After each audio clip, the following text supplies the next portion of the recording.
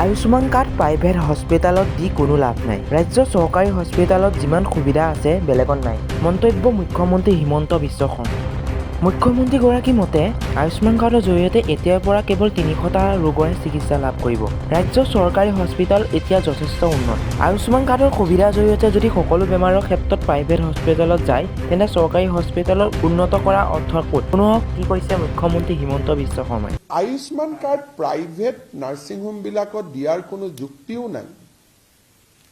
আমাৰ গভৰ্ণমেণ্টত ইমান সুবিধা আছে। প্ৰাইভেট নাৰ্ছিং হোমবিলাকে নিজৰ ধনী ধনী পেচেণ্টবিলাক আনক।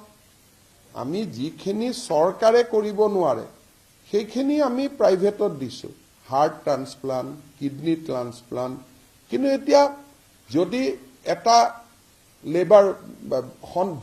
সন্তান জন্ম সেইটো নাৰ্ছিং হোমত যোৱা মানুহকতো চৰকাৰে দিয়াৰ কোনো কথা নাই। গতিকে যিখিনি ক্ৰিটিকেল ডিজিজ সেইখিনি আমি নাৰ্ছিং হোমতো দিছোঁ, চৰকাৰকো দিছোঁ। কিন্তু যিখিনি ৰেগুলাৰ বেমাৰ সেইখিনি আমি নাৰ্ছিং হোমক দিয়াৰতো কোনো প্ৰশ্ন উঠিব নোৱাৰে। গতিকে এইটো এটা আমাৰ ভুল হৈ আছিল, আমি তাক শুদ্ধ কৰি দিছোঁ।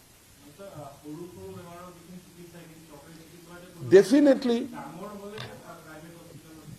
৩০০টা বেমাৰ আছে যি ডাঙৰ কেটেগৰীত পৰে।